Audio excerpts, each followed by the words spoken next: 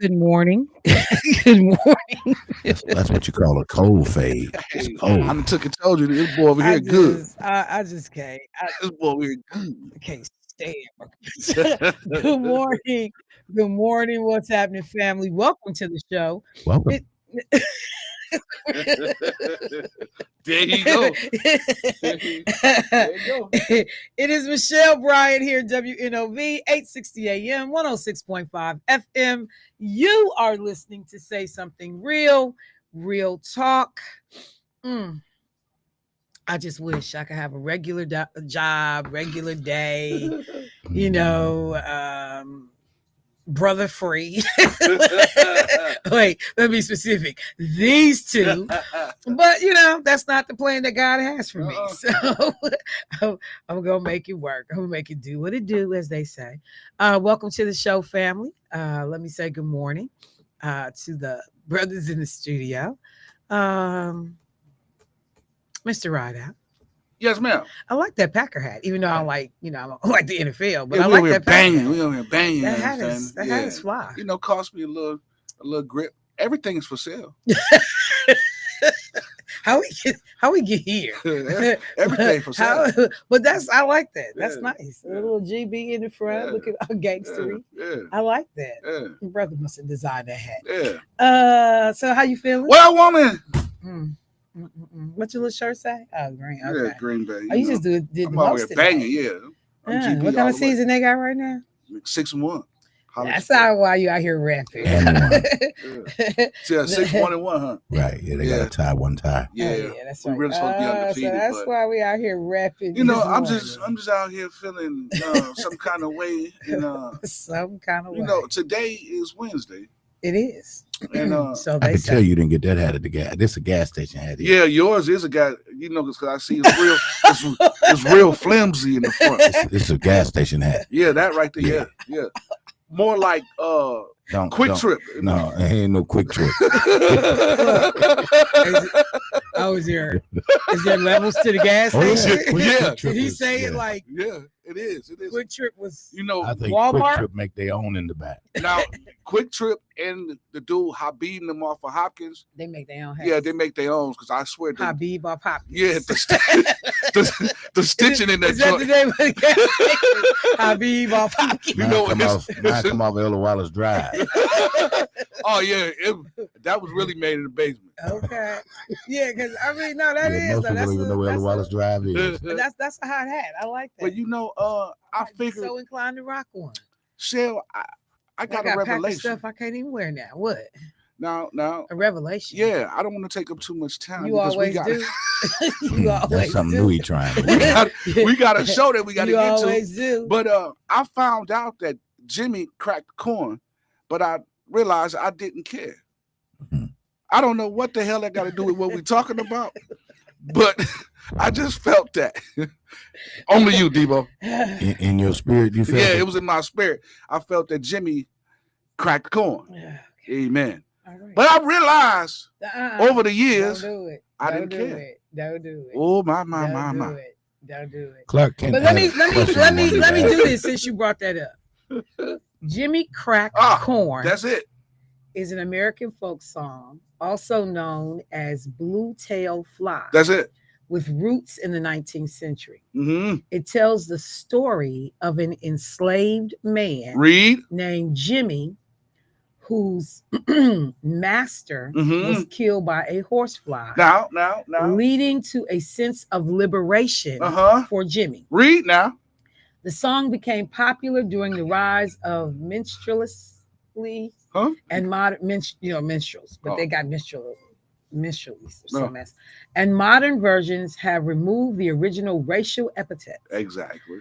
Though the song's history is rooted in a painful period of American history. Mm-hmm. So, just so you know. Since you're doing history, I got one. Know your history. It's not mine. It's actually Clark Kent's. Wait, can I finish? I thought you were done. Jimmy's still cracking. Because he's still cracking? The song's title comes from the phrase, Jimmy cracked corn and I don't care, which is an expression of relief and freedom following the death of the master. The cracking corn was part of Jimmy's duties for the master. And the phrase suggests he is now free to do so without a care. Mm-hmm. All right, now, so I just want Jermaine to thank Jermaine for Yeah. inspiring that Foolishness. no, that educational Well, that moment, wasn't- because you there know are many your people history. that had no idea that Yeah. that I song for was one, connected I for to one had none of that. slavery. So But it do say Jimmy Crack on. I don't care. Old master's gone away or something like that.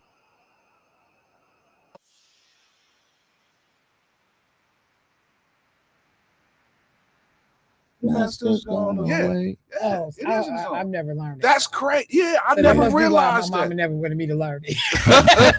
That is So crazy. so Clark Kent asked me last week, and I did not know the answer. Maybe there's something you can pull up to help us out with that. Hey Clark, he don't hear us.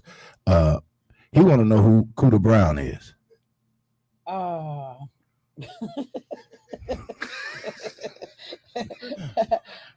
Hey, that cat started laughing. Because he been asking all over town. No, Who is Cooter Brown? I can tell you. Cool. Because the phrase would be he was drunk That's as Cooter Cooter Brown. Brown. Yeah. I've heard Cooter that. Brown, sometimes called Cootie Brown, but in the black communities, Cooter Brown, was a legendary figure associated with the Civil War, known for being constantly drunk and the subject of folk similes meaning very drunk.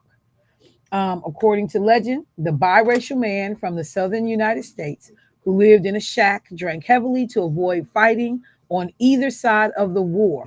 After his shack burned down, his body was never found, leading to the legend that he burned up from all the alcohol in his system. So, drunk as Cooter Brown Okay. is also what Keith Paris, if you're listening, it all traces back to slavery. To slavery. That's what it boiled down to. No, yo. Yeah, I mean, people, man, I love this Cooter Brown, man. And I've heard that, but I've Yeah, never. no I just clue, thought, I yeah, thought Cooter this Brown really was was They the dude. used to say it all the time. I thought it was some dude out of the backwoods of Tom Mississippi. They was, So, crazy. thank you, Clark and Debo, Cooter for Brown. adding to that. Look here, look at what y'all learning, the quality, Yeah, you the can learn quality something in the morning. programming and information that some of y'all gonna go to work and tell these stories. Yeah. You're like, I just found out that Cooter Brown off of 3rd Street Was a real person. was a real dude. so yes, I just love, but to Keith Paris, it does all lead back to slavery. Hang on one second, because I got somebody that's been on hold since the show started. Let me get them in real quick. Hey caller, what's happening? Hey, Michelle. Hey bro, how you doing this morning? I'm doing fine. What you got for me? Okay, so today is Tracy Ellis Ross' birthday. I did not. Yeah, I heard it on DD in the morning. Okay, I will look. Tracy Ellis is one of my favorite people, so I will check it out. Happy birthday. Thank And you. she also celebrated a milestone. What was the milestone? She getting a star on the Hollywood Walk of Fame? yeah, I don't know yet. She haven't confirmed it yet, so Okay. Well, I will look because I'm a huge fan of Tracy Ellis Ross. The girl be dressing her butt off. So I appreciate you flagging it for me. okay, thank you. Yep. You have a good day, babe. All right. Yeah, Tracy Gearby called. Woo, she was killing the game. And some of the looks that she has, but I appreciate that. So we have gotten some history facts. So okay, I just want to say thank you to the bros for the quality programming. Debo, how are you this morning? Otherwise, Cookie. As long as I'm learning, I am great. okay, And I've learned 2 different factual things this morning that I can take back and share. that all lead back to what? Slavery. Thank you so much, Clark Kent. Who you with? You fool.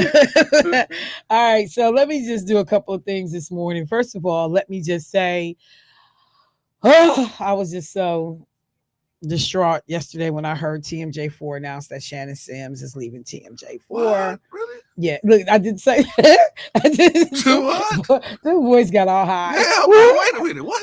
No. I love yeah, they struck another boat, killed 14 people. I'm gonna talk about it. Yeah, he killed 14 people. Lord forgive. Yep, no, it's a hot mess. It's a hot mess.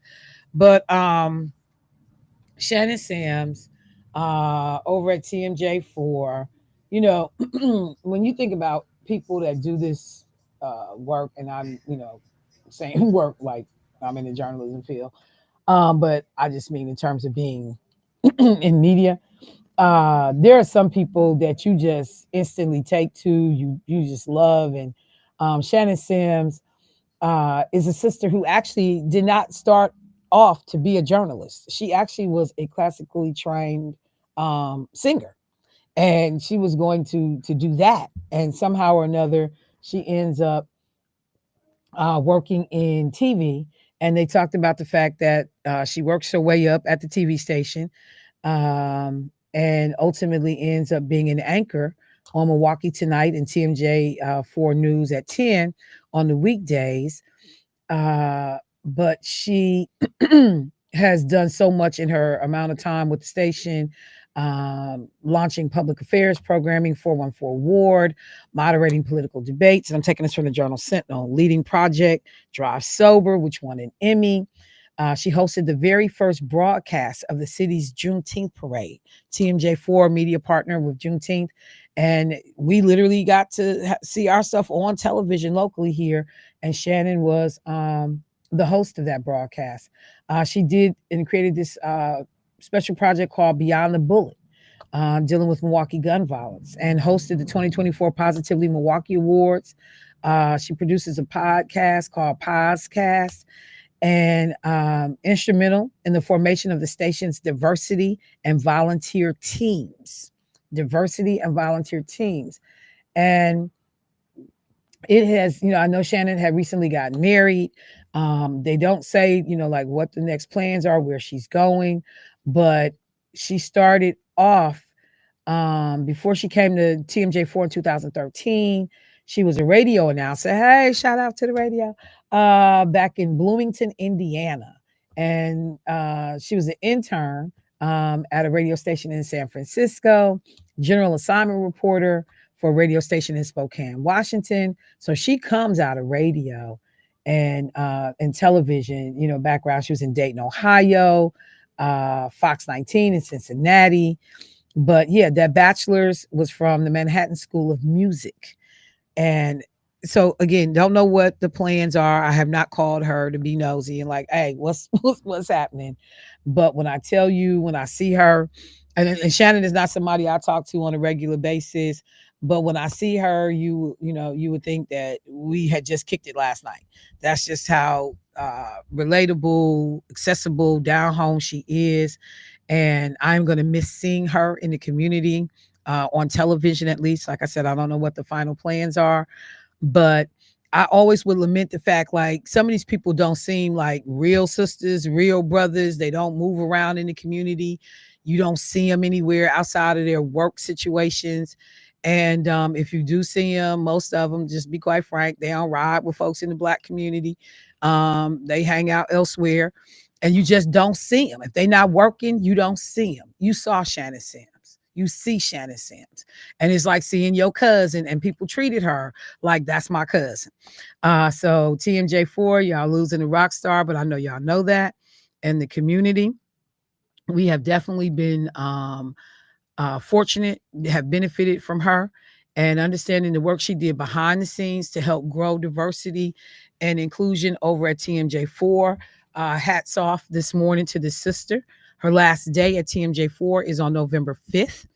And I'm sure that'll be a interesting, maybe even teary goodbye. But I said it on Facebook. I'll say it on the mic. Love that girl. And I'm going to miss her in that role. So I wanted to make sure that I certainly hit that and made the community aware, if you had not seen that Shannon Sims is going to be leaving the local media station TMJ4. There are a number of things that I need to try to cover this morning, local, national. I'm going to actually, sometimes I try to have a rhyme or reason and connect dots and then loop it all back around. I don't know that's going to happen for me this morning because there are so many things to work in. But let me just make sure I start here. We know that we are now day 29 of this government shutdown. And although there are some there is one of the bigger unions, government unions, who have now called on Democrats to basically capitulate, sign the clean bill so that their employees can get back to work.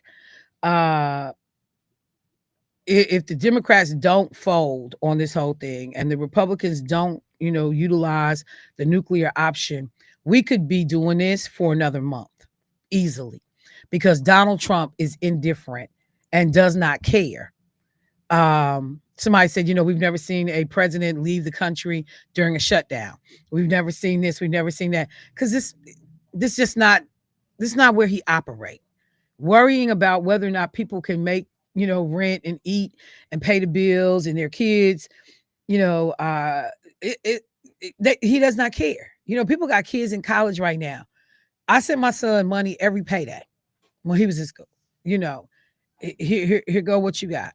And there are kids that are now, everybody gonna be struggling across the board. So there is I was watching Jamal Bryant, and Lakeisha and I were talking about it, and she was like, if there was ever a person in terms of the faith community that was right for a time such as this, in terms of being a vocal, outspoken, pushing back against the establishment, looking for solutions, whatever you think of Jamal outside of faith, personal life, the dramas, the foolishness, all the back and forth, there are some things that this brother does that I certainly appreciate.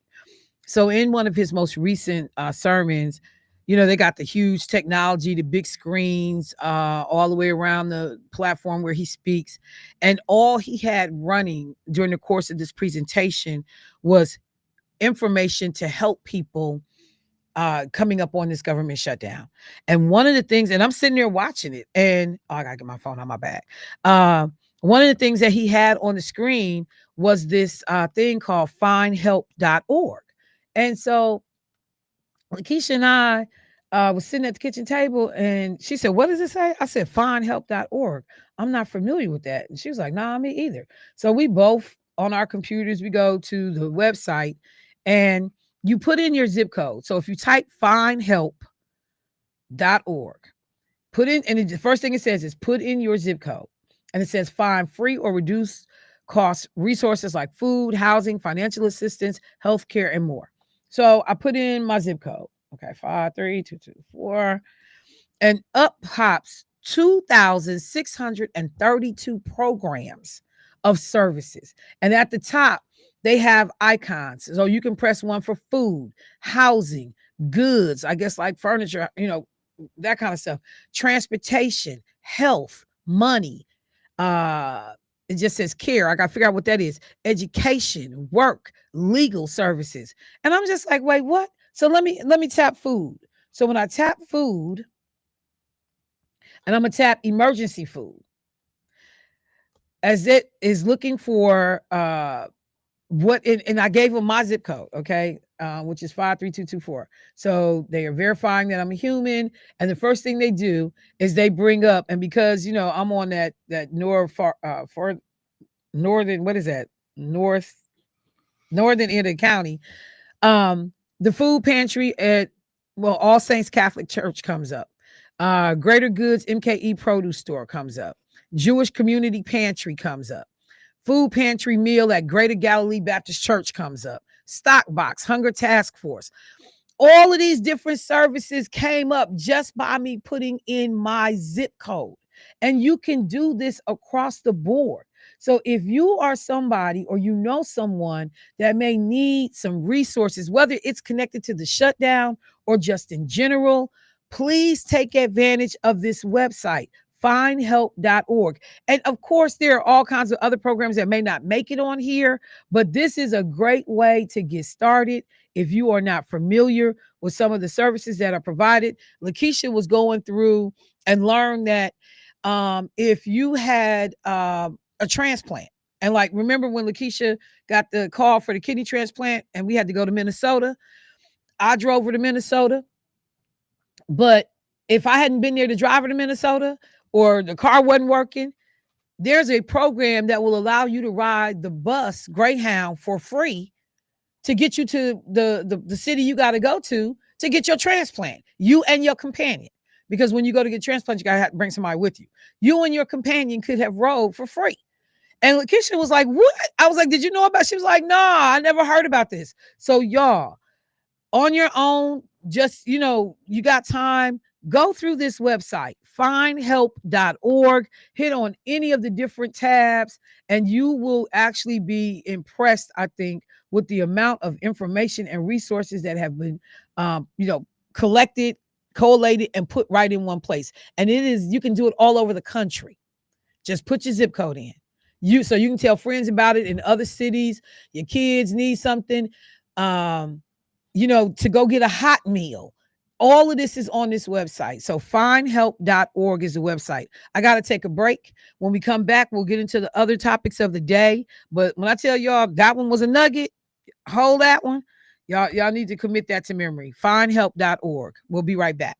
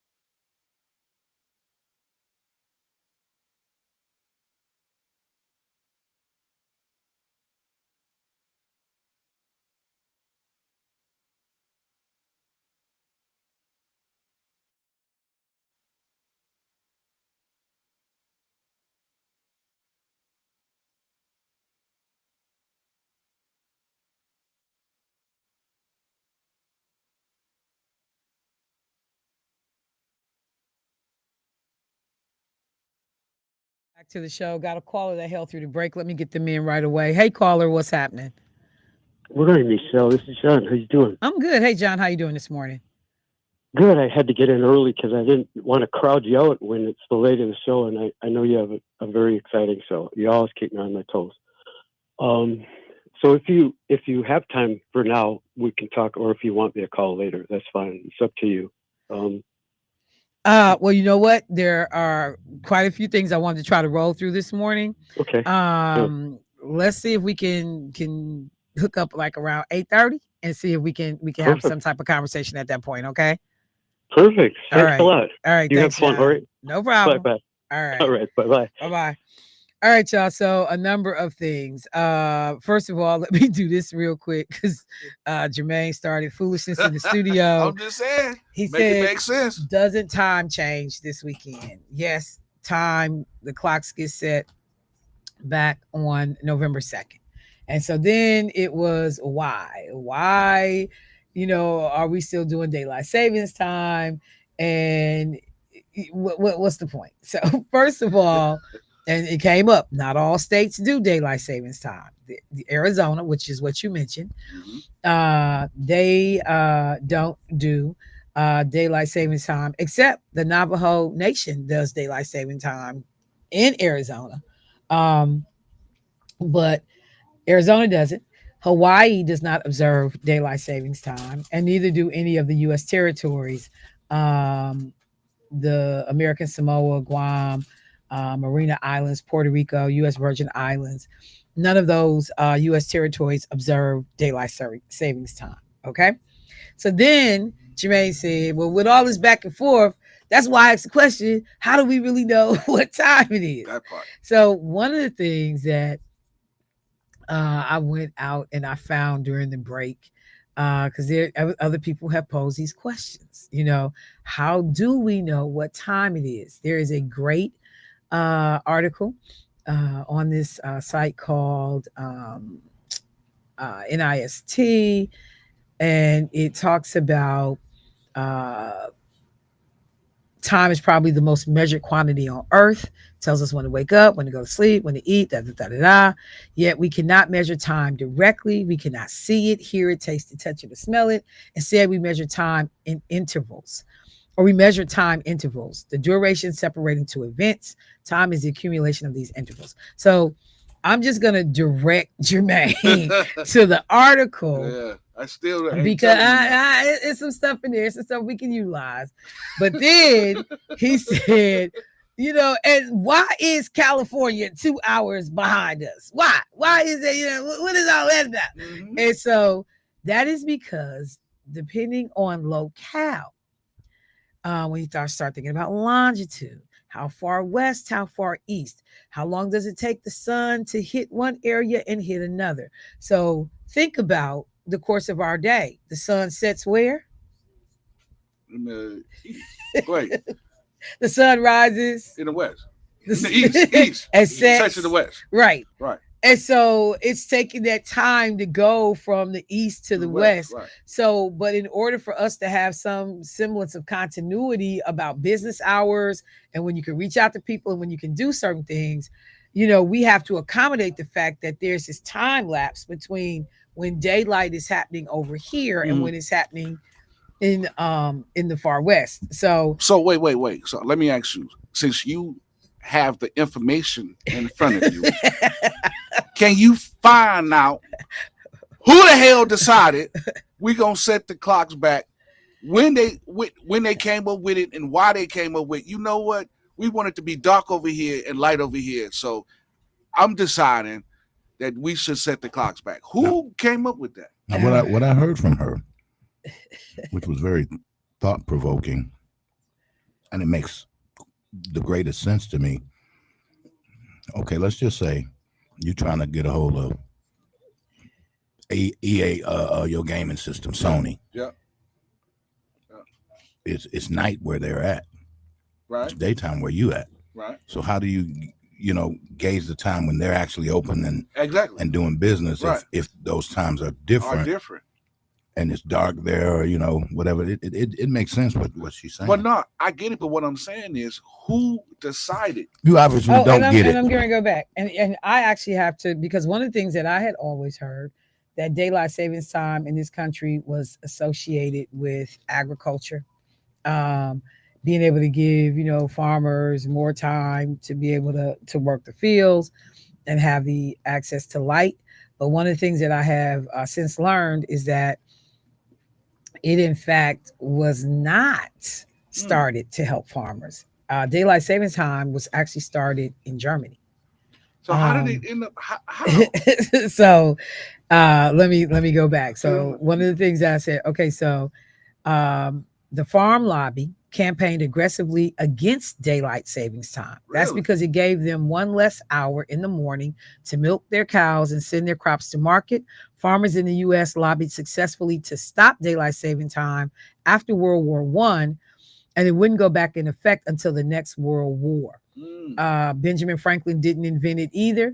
In 1784, Benjamin Franklin, who was then living in the French capital, published a satirical essay on the Journal de Paris. The topic, Parisians rising with the sun to save money on candles and lamp oil in the evenings. However, he was not seriously advocating for the practice as a policy. But when you begin to go and really trace it, one of the things that I found was that daylight savings time can actually be connected to, and hang on, that's not the one I want. It started in Germany, April 30th, 1916, during World War I, fuel saving measure, as the article said about Franklin. The United States adopted it in 1918, also as a wartime measure. We brought it back in 1942. Remember, I said the farmers lobbied against it to get rid of it. They got rid of it. We brought it back. But Germany was the first country to enact daylight savings time. Other nations followed suit during World War I.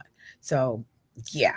So I heard that Trump was considering getting rid of daylight savings time. It's come up even before Trump. It's come up we go through this almost every time we start talking about these clocks falling backward, springing forward. It comes up every time, and folks, because it's a pain in the butt, and people have tried to figure out, like, why do we still need to do it? So yeah, he's definitely not the first person to bring that up. All right, so we good on daylight saving time. So, but we still adhere to it. I still don't know what time it is. we adhere to it, and so clocks will go back on November 2nd. So this Sunday. So we gain or Saturday. Sleep. Do we gain sleep Sunday? Or we lose sleep? We gain sleep, right? Gain because time falls back. Yeah, see, you lose it when we spring forward. See, my body confused, man. Well, that's okay. You'll be all right. This too shall pass. That ain't got nothing to do with daylight saving time. I kind of figured I had to blame it on something. Your body just confused. My body just confused. Look, let me do this for a second. Because I heard this yesterday, and when I tell you, all right, hold on. There was a hoe. Yeah. Oh, well, go ahead. Let's get him in. Hey, caller, what's happening? Vaseline Day, y'all about to need it pretty soon. This dude. You know what? If you ain't calling with nothing helpful, you ain't got to call us from Arizona. Are you calling with something we can use, sir? Yeah. When I do call, I do got something to use. Don't play with no games with me. What? Don't act like I call with some mumbo jumbo every time. That's what it feel like. That's what it feel like. What you got me? Y'all on some BS this morning. Call here and get at us. Oh my God. What is it? We the only state that don't even change the time back. We don't even care. No, you're not. Hawaii don't do it either. Before you get your little chest stuck out. Before you get your we don't count them. How you don't count Hawaii? Why? We don't count them. Stop acting like Eric Dickerson. What you mean you don't count them? It's the 50th state, bruh. Hey, I called the Puerto Rican president and he said bro, you talk to yourself. Williams killed Trump on that. I called the Puerto Rican president. You called yourself? Who answered? When you who answered when you called the Puerto Rican president? Was your line busy? Yeah. Jesus on the main line. Yeah, he killed him. He killed him with that one. But yeah, bro, Hawaii doesn't do it either. Neither do any of the U.S. territories. Before you start like beating your little chest about what we don't do in Arizona. Hey, don't get mad because you got to change yours back, fam. So clearly you didn't want nothing. But did you see the Montego Bay Airport? No, I did not. Let me look at it real quick. Oh man, it's tore down. Yeah, man, really? Yeah, that's sad. Let me see. Yeah. Okay. Oh, yeah, you got to check out that airport. The airport is flooded and it's tore down. Yeah, man. Okay. So it's gonna be a long time before it be some tourists going to Montego Bay. You know what? I will definitely take a look at it because I was gonna talk about what the aftermath is so far of the of Hurricane Melissa, but I will definitely look because I hadn't seen it yet, so I'll take a look at it. So is your boy gonna go help him or what, or he gonna be acting stingy with his little money? No, he ain't gonna help. Help do what? You want to give all his little money to Argentina, but he can't. I bet you can't give a crumb to Jamaica, huh? You know what? Now I'm gonna tell you, it might be a little bit of concessions towards Jamaica because of the influence of the Chinese in Jamaica. Because China damn near own half of Jamaica. That's crazy. And they got a bunch of Mexicans too. I was reading about. Yeah, but the Mexicans don't own nothing. The Chinese own everything. Yeah, but I'm just saying they don't because he's trying to kiss up to old boy. There might be some help for Jamaica, but it is based on the relationship of China to Jamaica. So we probably ain't gonna be helping then. Yeah, I'm just saying, but I know that is a real situation. As I said, I couldn't believe it when I was up in there. Like, what in the world is going on up in here? So yeah, but I'll check out Montego Bay because I hadn't seen it yet. Okay. All right, thank you, bro. Yeah. Falling up here with that mess. with all of the mess. All right, so and I like I said, I'm trying to run through this laundry list of stuff, but let me do this. I heard something yesterday that caused me to kind of just be like, you got to be kidding me. A lot of people in our listening audience have children, grown men, brothers and sisters who play video games. You like Madden football. You like The Sims. I know a whole bunch of people who have been playing The Sims since they were, kids in high school, and they now play the game as adults. It is their escape, that they look to just to relax. So I was disgusted when I heard that Jared Kushner, the son-in-law, so you know what I'm getting ready to say. Yes. Jared Kushner, the son-in-law of Donald Trump, who I might add was broke when they were coming into office the first time. Remember, his father's prize building was about to go into foreclosure. The family was scrambling. They were broke when they were coming into the White House, when Trump got elected the first time. Now, all of a sudden, you get all this money from the Saudis and y'all just swimming in cash. All of this has been used by pimping the White House and those relationships. But Jared Kushner, in a partnership, a part of a consortium deal with Saudi Arabia's Public Investment Fund, PIF, and Silver Lake, has acquired the video game company Electronic Arts, or EA, is what you see on a lot of the stickers, the labels on the games, for $55 billion. A man who was broke coming into office with his daddy-in-law is now positioned to be working with companies to purchase the EA gaming company for $55 billion with a B. The deal got announced on September 29th, expected to be completed in the first quarter of 2027. and it will take this company private. Do you understand what I am saying? Acquisition will be for $210 per share, which is a 25% premium over EA's closing price on the day before the deal was announced. The impact is going to be interesting. When I tell you, number one, the Saudis are laundering and washing their money in the United States. And the Trumps and all of his, little cronies connected to him and his family are creating these avenues for Saudis who some of their money is blood money. The things that they do are questionable. And now this has become, some reputable money that we are pushing through these systems. But this EA company, you know what they did in terms of the gaming industry overall? $187 billion in revenue. The rich just keep getting richer. So you got Kushner cozying up with Saudi investors, but y'all wanted to talk about Hunter Biden, but the real conversations, but like I said, when they talking about you, they're usually doing it themselves. This whole thing is just going to be crazy. So we will see, what this looks like, but this is a ongoing and aggressive campaign for Saudi Arabia to make them a sports destination. The nation is spending enormous sums of money to lure organizations and players to Saudi events and initiatives. This is what commentators have been calling sports washing, a term used for any institution that's interested in burnishing its sullied reputation through the staging of athletic competitions. And it's the only one of the ways this investment benefits the Saudi regime. Why would the Saudis be trying to do this, y'all?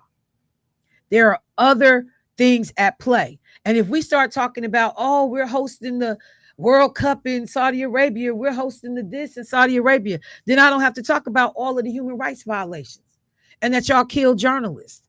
I don't have to talk about how y'all destroy y'all own people. I don't have to talk about any of that because we too busy playing video games. So I just want people to understand, pay attention. And then this is a sad thing. I don't want to support, Kushner. I don't want to support Saudi Arabia in this endeavor. But how you going to take these games out your kids' hands? Our grown men's hands? Because grown men play them just as much as children do. So just understand that all of these deals are happening in the background.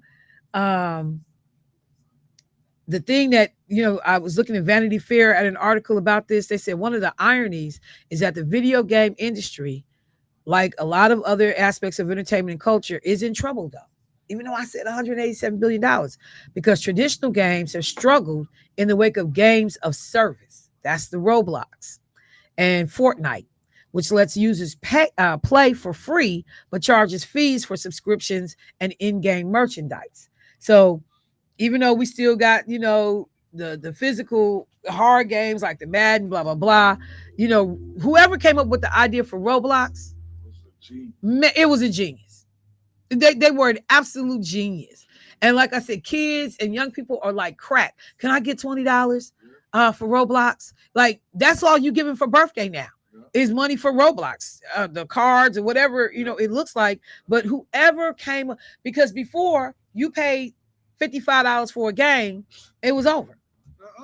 It was like 70 some bucks. Okay, well, I ain't bought one in a long time. Yeah, it's like 70. And now it's so crazy now because they packaging these games up so you can buy a game for $160 something, and it comes with VCs and all the stuff that the kids use to build their play. VCs it's a electronic coin that they give you that you can use to build your players. Okay. So if you're playing NBA 2K, you have to spend a certain amount of VCs to build your players' attributes. Okay. So you'll start off in the 70s, but your objection is the whole goal is to get to 99. So you want your player rating to be 99. But in order to get that, you got to get the VCs. And with the VCs, you either have to pay, with your credit card a certain Oh, amount. really? Yeah, so you can get the number of coins to put into your players.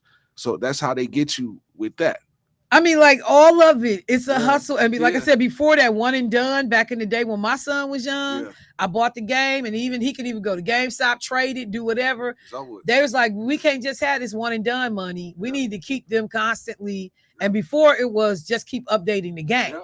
but now Yeah. I can figure out other ways to stay keep my hand in your pocket. Yeah. So I just want people to appreciate that and understand that this whole thing is really, really crazy. And Trump's them family got their hands in this arena now. There is, just like when they were giving out the list of all of the donors who are helping to pay for the ballroom. T-Mobile. I got T-Mobile, and I only got them because of default, because Nextel got bought by Sprint. Sprint got bought by T-Mobile. And I prefer not to have T-Mobile, and I keep saying I'm gonna switch. I was with Nextel. So you know how long I've been a customer? I've been a customer forever. And like we had plans that got grandfathered in that people can't get today. So anyway, I just wanted to make sure that people had heard that, because that was tripping me out. I was like, I'm sorry, say what now? Yeah, the Sims, Donald Trump's son-in-law, y'all own that now. Yeah. Y'all own that. And then the other thing, you get to also control some of the propaganda that's put in the background. Remember I said my nephews them and different things is going on? You get to control the propaganda associated with these games. Yeah, see, Jesus. when you have a company like EA, everybody that's a football fan has played Madden. Yeah. Some way, somehow.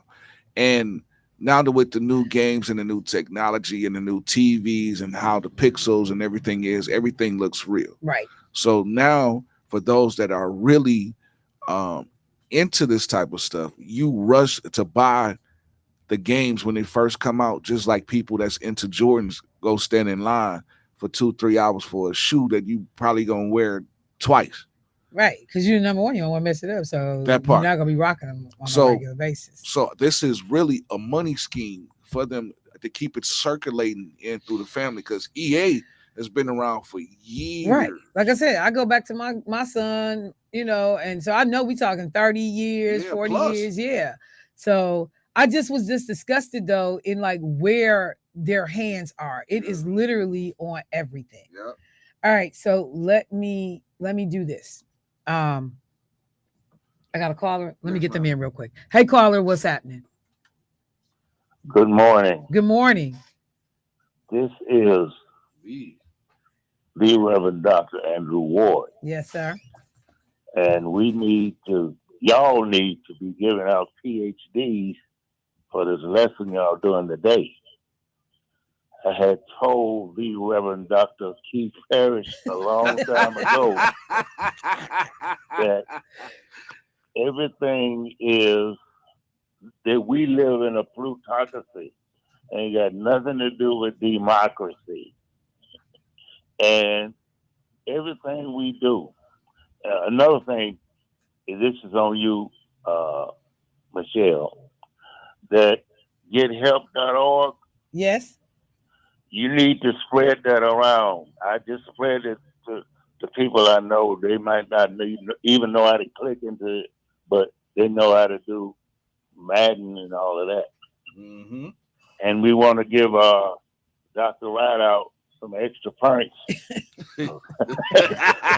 for naming all these games and things. Yeah, Doc, we game around these ways.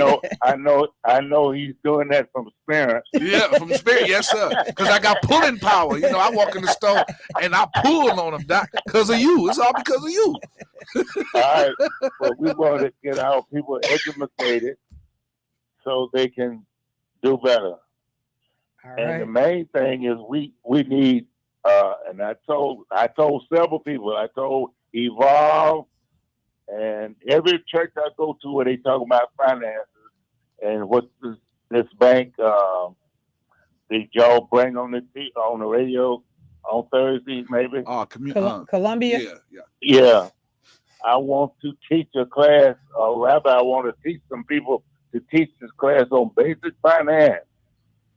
Here's a question I hit students and grown folks. I used to tell my students, I asked them, what's 300% of 2? And nobody knew it. But my students learned it when I proposed it to them. And I told them, you can go ask your other teachers, and it'll whoop there.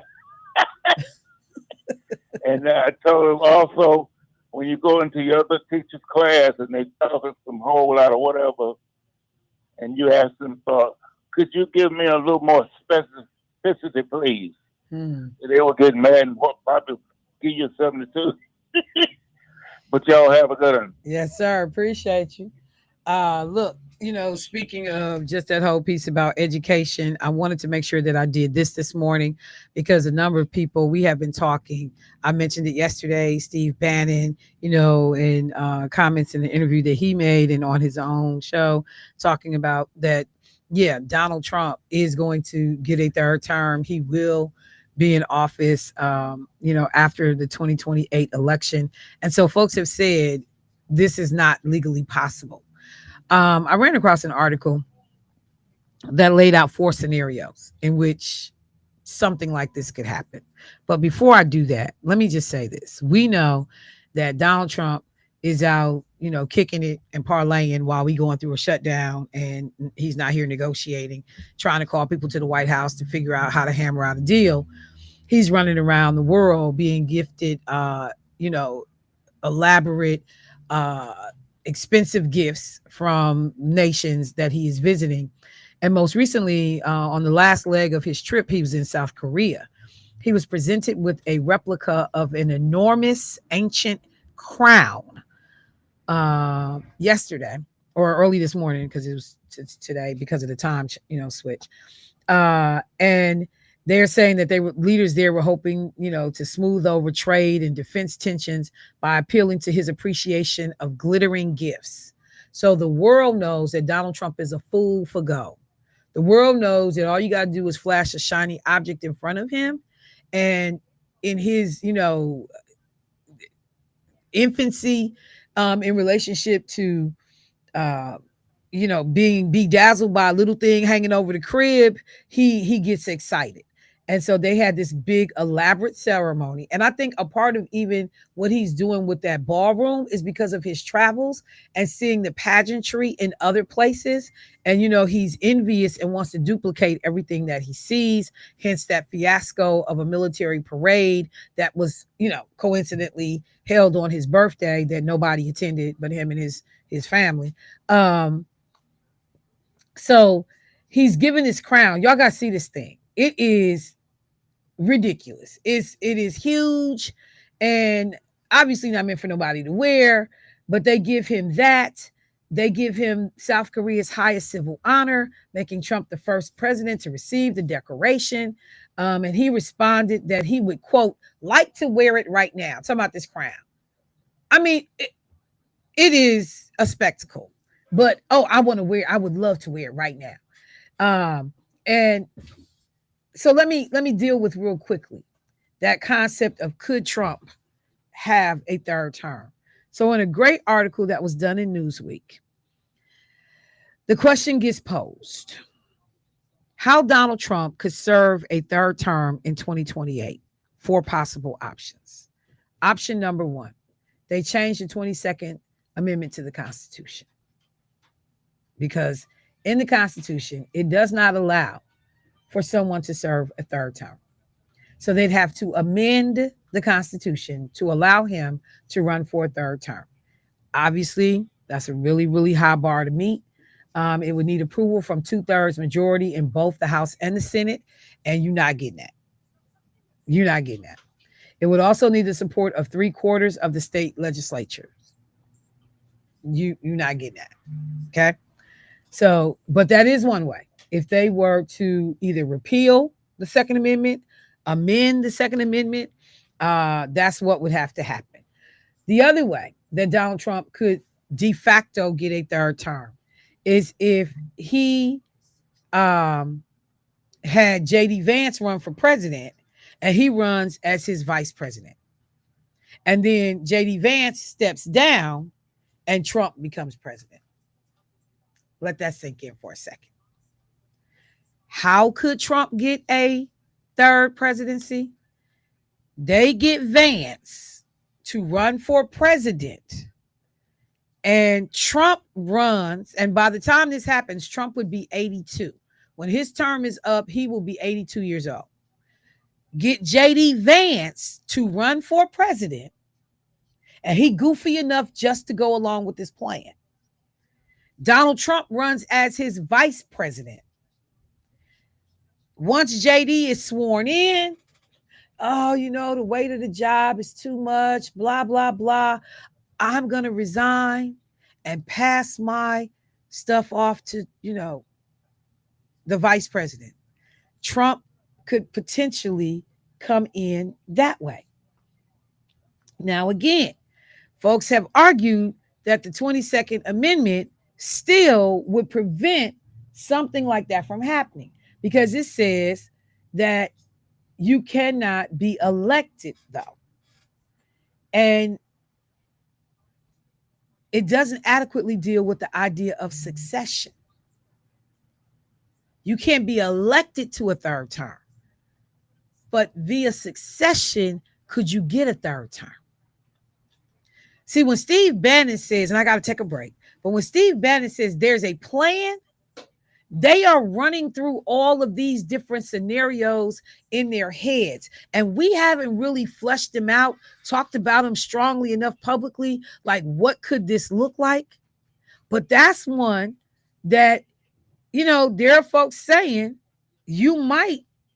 Now, there are some experts that have also noted that Trump is not eligible to run for president again because of the 22nd Amendment. He's not eligible to run for vice president either.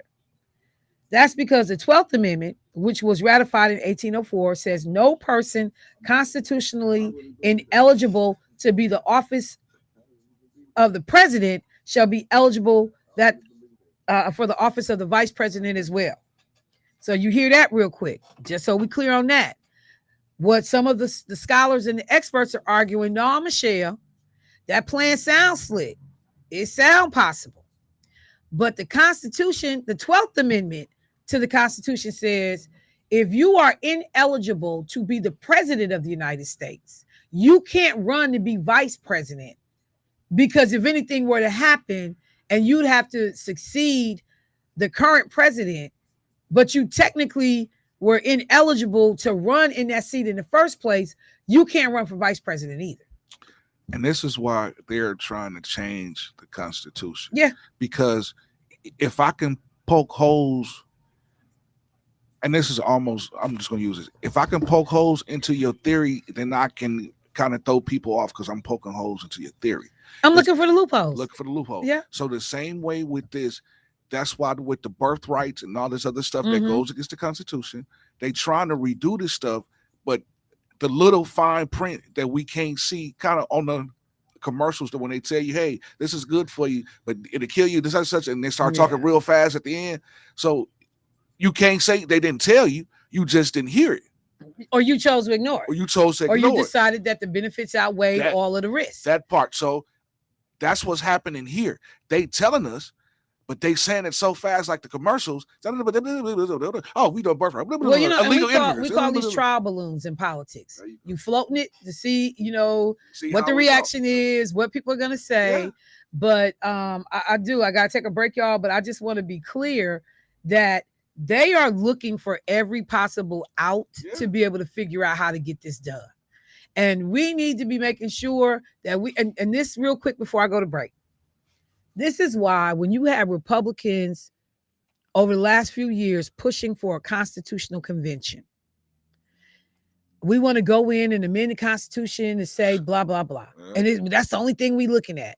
And Democrats was like, you must be out your damn mind if you think we're going to let y'all get your hands on the Constitution. That's what I'm saying. In a, through a constitutional convention. Yeah. Because once they do it, once they open up a constitutional convention, they can completely reframe the Constitution. That's how we got the one we got now. Right. They can redo all of it. Right. They can touch any amendment, anything in the Constitution that they want to. So, Democrats is like, no, sir, you must be out your mind. So let me take a break. I'll give you that last way that potentially the Newsweek article breaks down that Trump could possibly get a third term as president. We'll be right back. Michelle Bryant, WNOV, 860 AM, 106.5 FM. Be right back.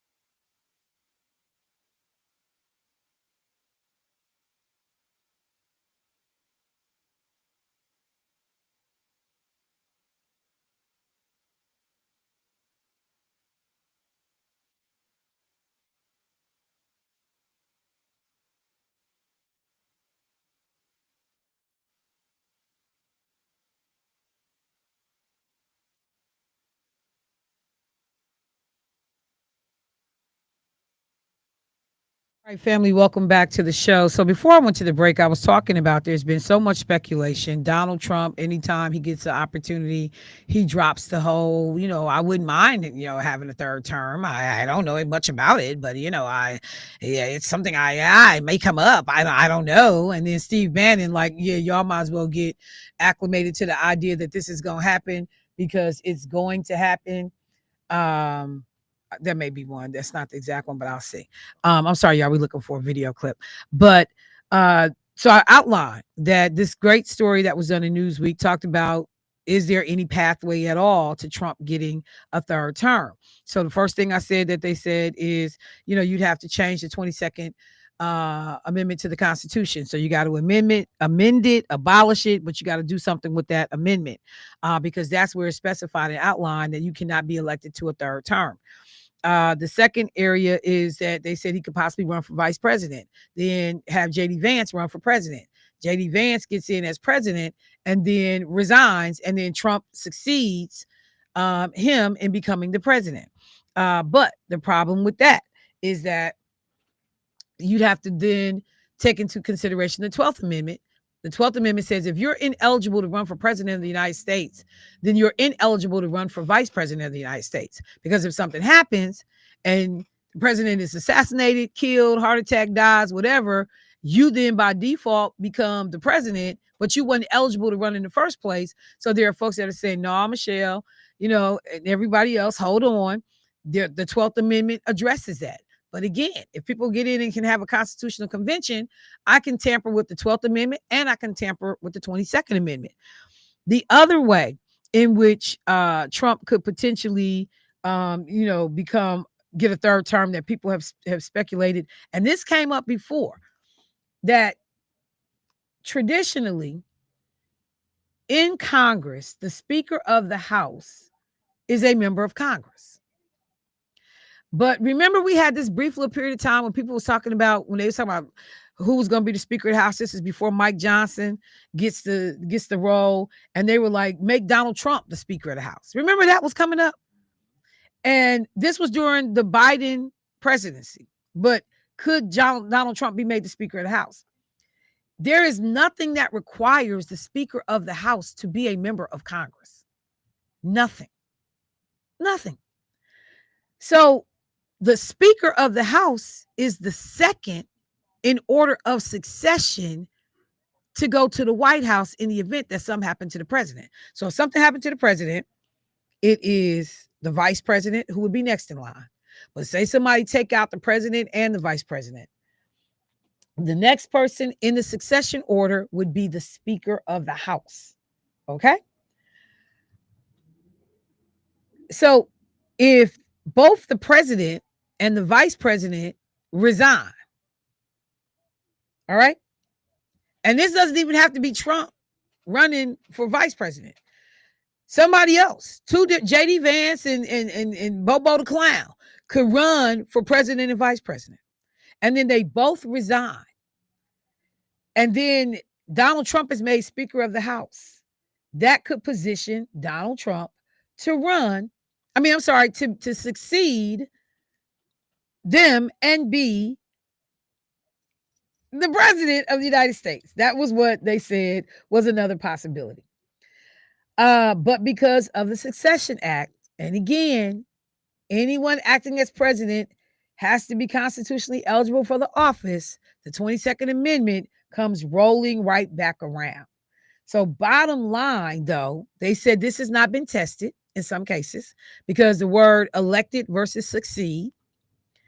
And if the Supreme Court has to get in and weigh in, what that could look like. So everybody is saying, when Michelle and I've said there's no way legally right now for Donald Trump to become a third-term president, there are folks that are saying you got to pay attention to the Supreme Court. And if these people were ever so fortunate to get that constitutional convention, there is a pathway, but it's not legally in place right now. That's all I'm saying. So I wanted to clear that up because I know we have had a ton of discussion about it. You know, you hear it in the barbershops, wherever you go. And I wanted to take a minute to address it this morning because it is something that weighs heavily on people that you might get stuck with this clown again for another term. But right now, Mike Johnson, has said, oh, no, it's not going to happen. It's not going to happen. But not to believe nothing Mike Johnson says. So I said I would put it out there for the folks that have been concerned. Is this a thing? And should we be concerned? And the reason why I say that is because the impact of this presidency and all of its horror, there's a great video that has been put out about Barack Obama. And I know Rachel Maddow played it on her show, and it talked about record unemployment, job growth. We had the highest graduation rate in America that we have ever had under a president, under the Obama presidency. We had an 83% high school graduation rate. Now we got folks tearing up education and trying to determine whether or not children should be able to get free lunch at school or not. Like the difference when people talk about election have consequences, the difference between electing a Barack Obama, where we get kids inspired to graduate, kids believing in hope and possibility, and 83% graduation rate. And then we get this clown in office and his horrible, picks for Secretary of Education and people who are trying to figure out if we even need to give you lunch so you can focus on what we're trying to teach you in the classroom. And the video does a lot. I mean, I got to play it one day. It is a great video talking about all the things positively that happened under Obama. Even the fun stuff, the Halloween trick or treat on the White House grounds, and the kids in the uniform, in their little costumes. And Barack saw the little boy dressed as Prince, and Barack started singing, Purple Rain, and I was just having him a ball. The little boy who was dressed as Superman, and Barack talked to him, and the little boy's like, "Oh, it's Potus, it's Potus." That little boy could have been like 3 years old, but he knew Barack Obama was the president. It's Potus. And now, we got the worst of the real. This dude really is a nightmare. We are being tricked. So one of the reasons why people are so antsy about a continuation of these types of policies, there's a story in the Journal Sentinel today that talks about what's going on at our colleges, particularly our 2-year technical colleges, in which they are cutting ties with anything connected to diversity, equity, and inclusion. So we know that there has been a whole lot going on down at MATC. Pastor Walter Lanier has been very vocal on social media and other forums talking about, folks losing their jobs connected to programs and offices that served African-American students, minority students, marginalized students, and the early anticipation, like MATC jumped out like, okay, let's just knock it down because we know they're coming for us. So I got to take a break. But when I come back, let me spend just a few minutes talking about the things that now have people concerned, because we have organizations trying to figure out what can we do to support students of color at MATC who had been helped by these programs. So we'll talk about it on the other side. Michelle Bryant, WNOV, 860 AM, 106.5 FM. Y'all, we'll be right back.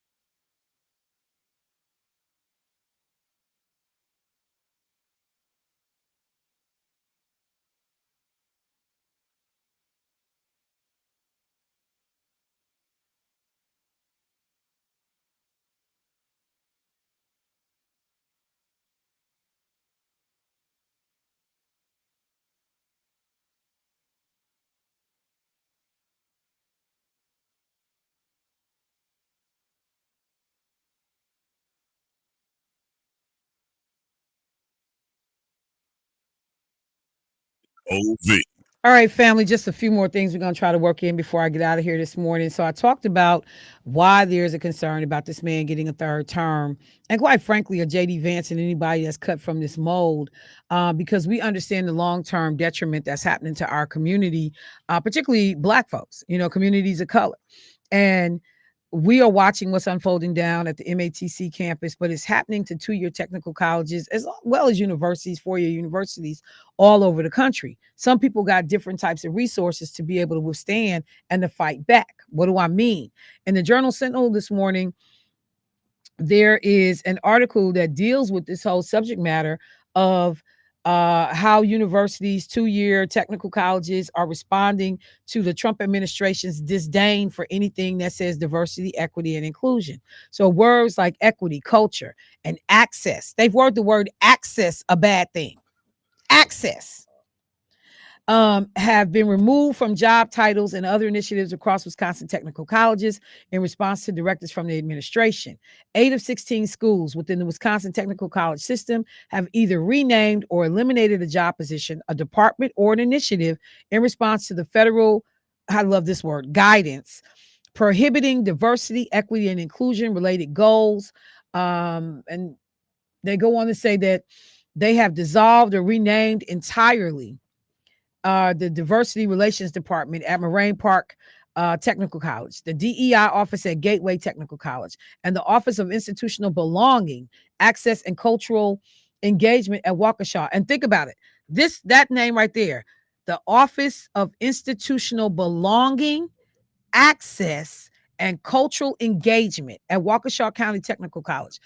That use of the word belonging was some people's way of trying to get around saying diversity, saying inclusion. They've been looking for other ways to rename these divisions so that you still are achieving some of the same goals of the previous, programs, but you're couching them under a new word like belonging. And the White House is going after even those words. 6 more colleges have said that they haven't made changes. The remaining 2 acknowledged changes to their DEI-related positions and initiatives, but said they did not come in direct response to federal guidance and instead reflected internal decisions. Y'all need to stop lying, because what you did was say, this is coming down the road, we getting out in front of it. And then depending on some of the schools, this may have been the way you wanted to go anyway. A whole bunch of people didn't necessarily value some of these programs from the get-go. But what we see is that more and more of these schools are capitulating to these threats about not being able to get funding. So multiple colleges cited getting the Dear Colleague letter released by the Trump administration back in February. And I love it. You do it during Black History Month, in which you threaten to pull funding from colleges that do not eliminate all considerations of race from policies and programs. But, again, they don't see through their own lens that race is exactly what has gotten all of them their jobs. Pete Hegseth is in that office because he's a white boy. If he was a Black man, he would not have gotten that job as Secretary of Defense. Every one of them that got their jobs, in part, it's because you white. It's because you white. So while they crying about don't use race, they have used race in almost all of their hiring decisions. The U.S. Department of Education letter argues schools across the U.S. have, quote, toxically indoctrinated students with false premise that the United States is built on a systemic and structural racism. It is. It is. Silly lady from wrestling. It is. And created DI programs in response. No, what people have done is try to figure out, how do we go back and right the wrongs of our past? Because, see, that's what y'all don't want to do, which is to acknowledge dirt been done, but you don't feel like you got to pay for the dirt. You have messed over people, stolen people, raped people, stopped people from legally getting an education, equal access to employment. And so when somebody said you need to pay up for that, oh, wait, what's that word? Reparations. We ain't gonna give you reparations, but we'll let you have access to a job interview that you weren't even getting before, or food share, Jermaine said. So there are folks that are just saying this is crazy. Northeast Wisconsin Technical College changed the title of its learning experience DEI consultant position to the learning experience consultant. Title 3, to comply with the revised federal guidelines. Northwood Technical College eliminated DEI related initiative in its strategic plan, also eliminated its DEI coordinator position. Mid-State Technical College renamed its equity retention specialist position to just a retention specialist, and then it eliminated the position altogether. So you got rid of the word equity and just said retention, and then you eventually just scrapped the position altogether. The college also ended its equity and inclusion task force, and Western College said it made no changes to its positions, departments, or initiatives, but it doesn't say if you had any in the first place. MATC, the big money Sonny, where you got the majority of your students are Black and brown students. MATC renamed its Office of Multicultural Services to the Office of Community Impact. It eliminated 4 student-facing jobs that had focused on serving African-American, Hispanic, American Indian, and Asian American students. Those 4 employees were terminated, told they could reapply for 2 newly created jobs in the Community Impact Office. So let me ask you this question, MATC. So none of these people had transferable skills that could have landed them somewhere else in MATC?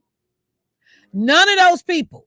The only thing you know how to do is help Black folks and Asians and Americans. That's the only thing you're good for. You have no other way you can contribute to MATC's campus. The manager of the multicultural MATC also changed the vice president of DEI, Diversity, Equity, and Inclusion title to the vice president of student engagement and community impact. The manager of multicultural services job title became the manager of community impact. So, and I could go on, but the point of this, because they list all these different colleges and what folks are doing, people understand the long-term effect of having this type of toxic leadership in the White House. And what that means ultimately for communities of color, Black people, in my case in particular. What does that mean for us? So I understand when folks get antsy and nervous about what's going on. In response to that, I hope people are paying attention to this economic blackout that is being called for November 25th through December 2nd. I will be talking about this all month in November, hoping that people get behind this. This in the spirit of Jamal Bryant, asking, Black folks to stay out of Target and any of our allies to stay out of Target because of going back on promises that were made to the Black community, particularly after the George Floyd situation, to, be more inclusive, There is something that is underfoot. It is a blackout, and it's called Blackout the System, a nationwide boycott urging participants to refrain from working or spending money from November 25th to December 2nd as a protest against a damaged government and economic system. I'm taking this out of Black Enterprise, but there are social media posts about it everywhere. It's picking up a lot of traction. People are talking about it. In recent days, they have been advocating unity across race, culture, and class, have been actively promoting the upcoming second wave of economic blackout, scheduled around the Thanksgiving holiday and extending through Black Friday and Cyber Monday. The initiative aims to become the most significant economic blackout protest in U.S. history, demonstrating that real power belongs to the people, not corrupt governments, billionaires, or broken systems. So what they are saying is, day one, no work, no shopping. We vanish from their system. We are the economy. Without us, nothing moves. We pulled our money. They can't buy our silence. Getting people to avoid working, shopping, spending money throughout that week. The boycott coincides with the current federal government shutdown, which will suspend the SNAP program and all these other things that are going on. But people are asking folks to be strategic. I did a presentation at Community Brainstorming this past Saturday in which I talked about the economic buying power of Black folks, $1.6 trillion.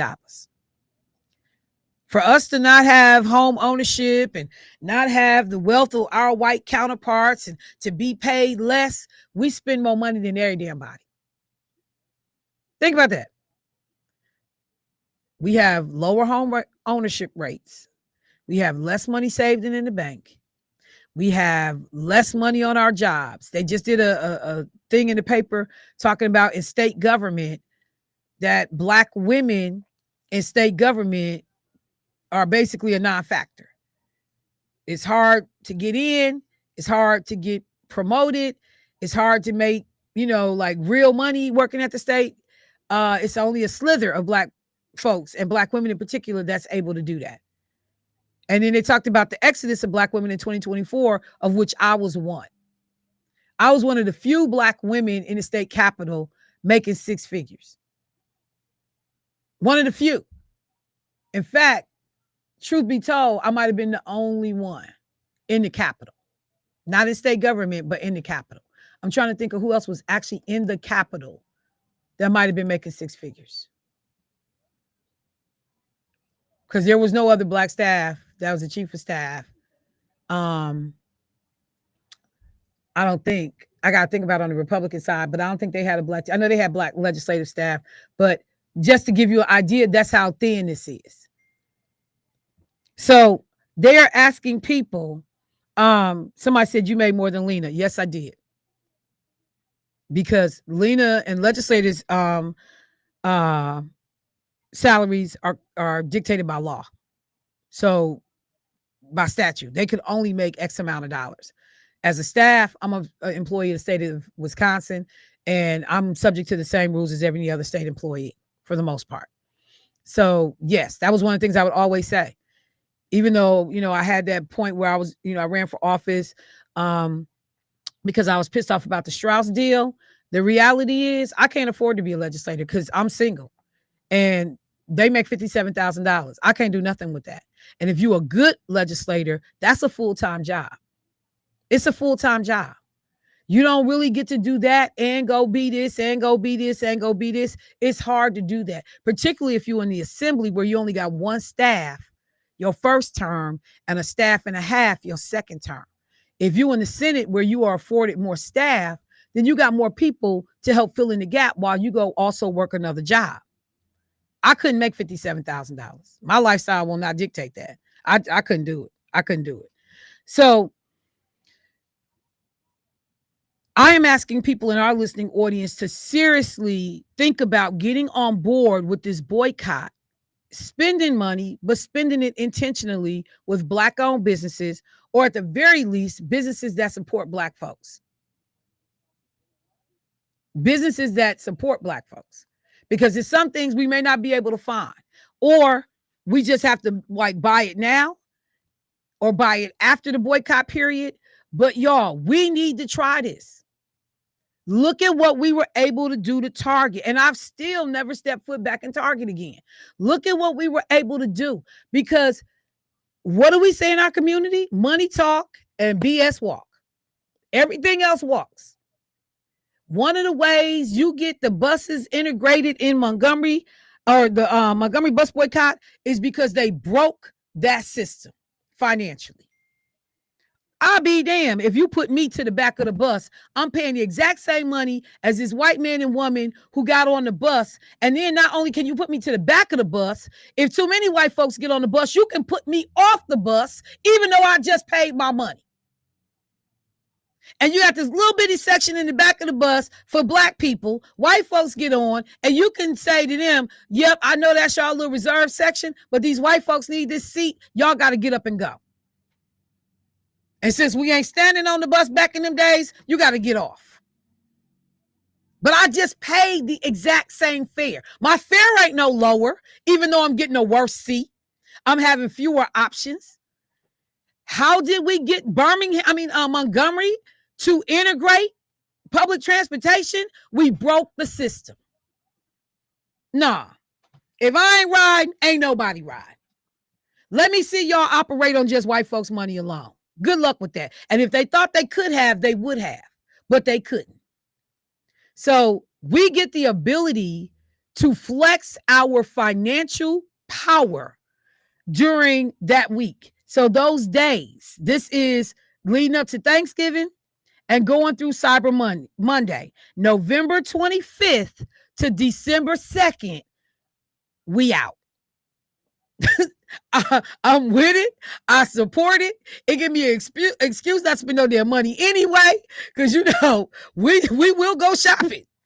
I remember them after Thanksgiving sales where you was up at 4:00 in the morning, your girlfriend to meet you at the store because so-and-so had a doorbuster and a coupon and it is and it is. And we was all in Kenosha. Man, we had bags all in the car. It just looked crazy.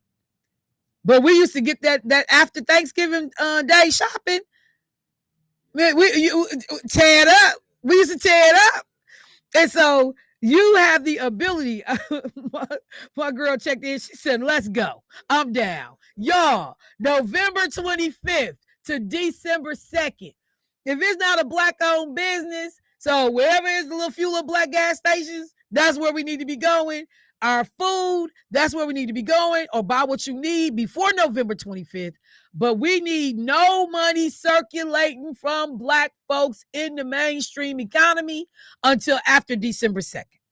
Because people will go back and look at the numbers.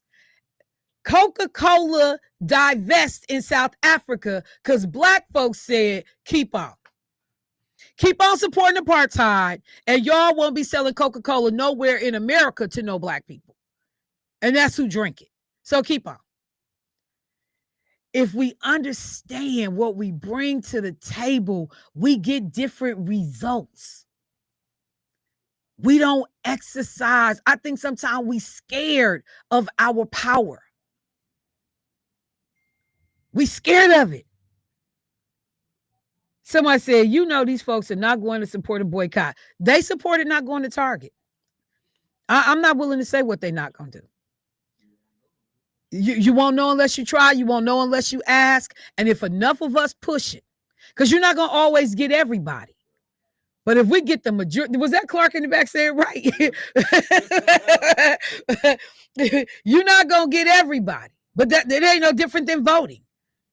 Only 60% of Americans actually exercise their right to vote that are eligible to vote. Somebody said, I ain't been to Target all year. Exactly. So you ain't going to get everybody. But if we get enough, you can make a difference. I don't need everybody to come. I just need most of us to come. That's all I need. If 60% of us support it, man, we winning the game. So no, let's not go into it with the attitude, they ain't going to come. I'm looking for the ones that's willing to come. And again, we've already shown what we can do. Go ask the CEO, former CEO of Target, who caught that 40% in pay. And then, we just got to get you out this role, bro. You got to go. We got to move you around. Now, I'm not going to tell you didn't leave with great money. I'm not going to tell you that. But all that job and title, all that's gone. So I'm going to say this. Don't tell me what we can't do. Don't tell me what we won't do.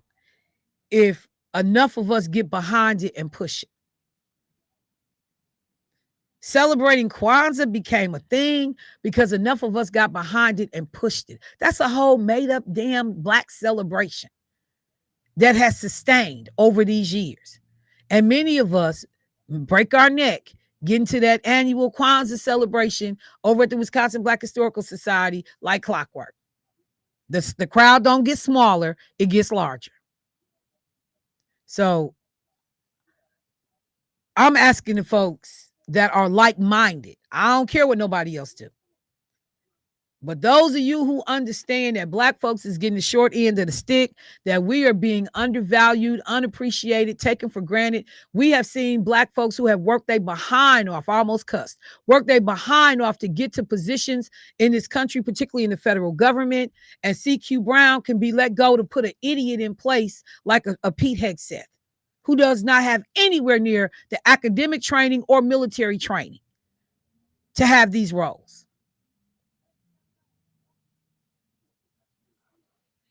If we don't fight for us, nobody fights for us. Somebody said, I just texted my sister friend group, my loyal group, letting folks know what we about to do. November 25th to November 2nd. If you shopping, shop black. People treat you how you let them treat you.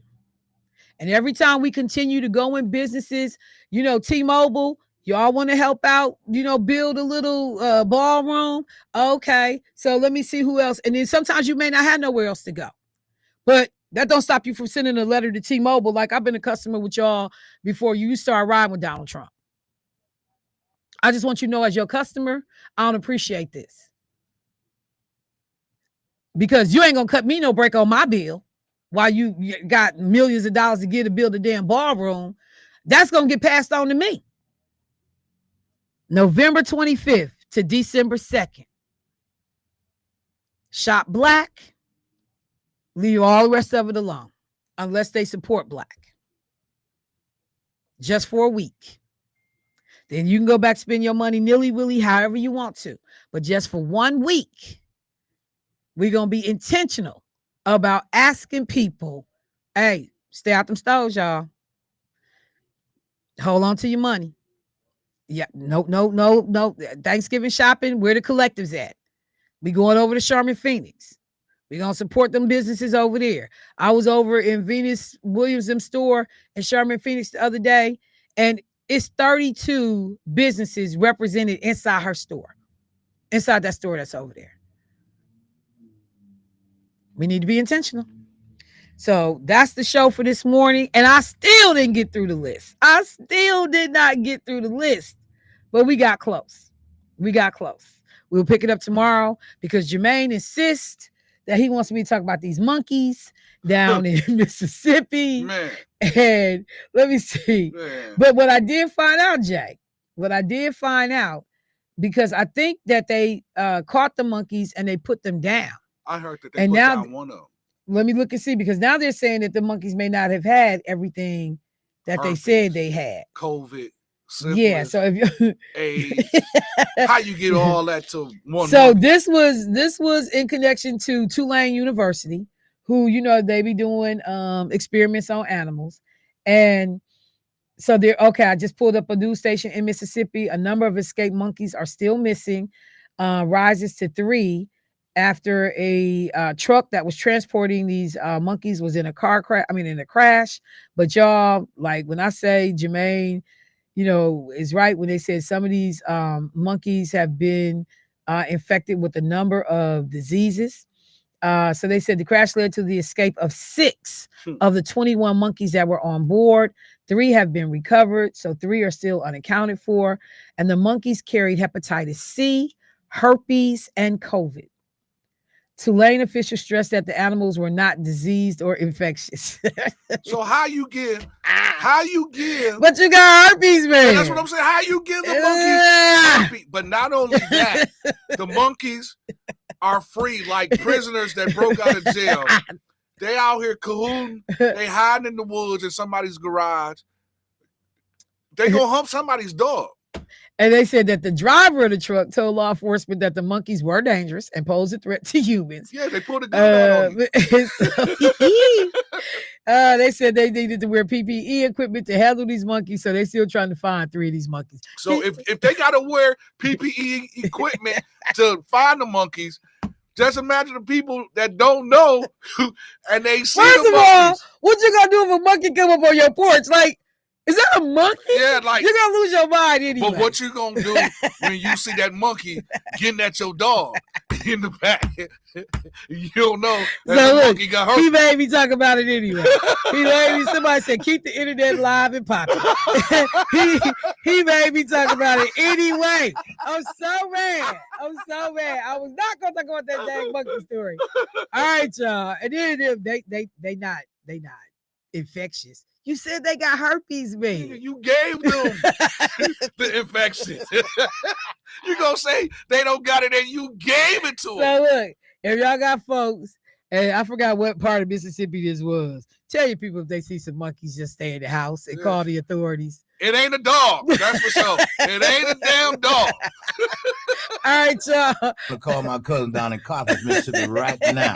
Hey, but watch out listen, for the monkeys. Where you calling? Carthage. Hey, while you playing down in that area, man, they eat all type of stuff. Monkeys, squirrels. They don't eat no kangaroos. monkeys. Man, Jermaine, they stop put it. that thing in skinny. All right, on that season up note, with we some get ready to glories. go. Thank y'all for With some- listening to the show. Sweet and You sour don't sauce mention about on somebody it. eating monkeys.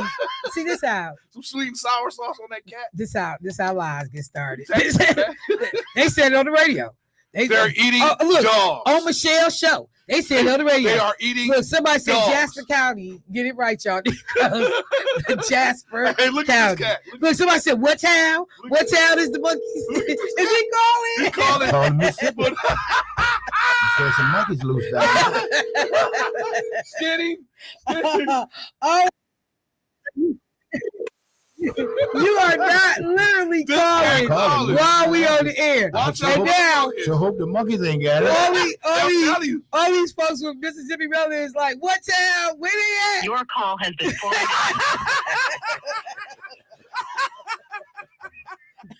Where the monkeys at? Where the monkeys at? I wasn't gonna do it. I knew not to let him drag me into this. All right, family, that's the show. We're gonna let Debo go so he try to call his Wait, I gotta cousins. call his sister. He may not know, but I want at least his sister can tell him. Let's see if I can get her. 'Cause she'll let me know if it's some monkeys loose. Oh, Oh my God, See, y'all. he be hunting in the woods all the I'm time. He telling may you, run bro. across that monkey.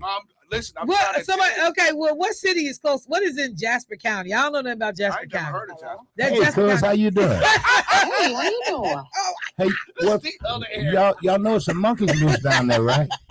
Yeah, You heard about the monkeys? yeah, it's on the news. What is that close to y'all? It ain't far. It ain't far. You tell your brother, you know, be here in them woods and everything like that. You tell him to be careful about the monkeys. No, I don't want no deer, no coon. You don't want nothing come right out the now. woods. Told the deer. Nope. Nothing come out the woods. Everything If it come ain't through. in my freezer, I don't want it. Okay. Well, look, But you know there's you. one that's loose though. Now, I know don't you probably got me on the radio. Yeah, I think so. Don't cuss because you're on the radio. I figured that you just low down like that. I knew it was too good to be true. You called me with some common sense.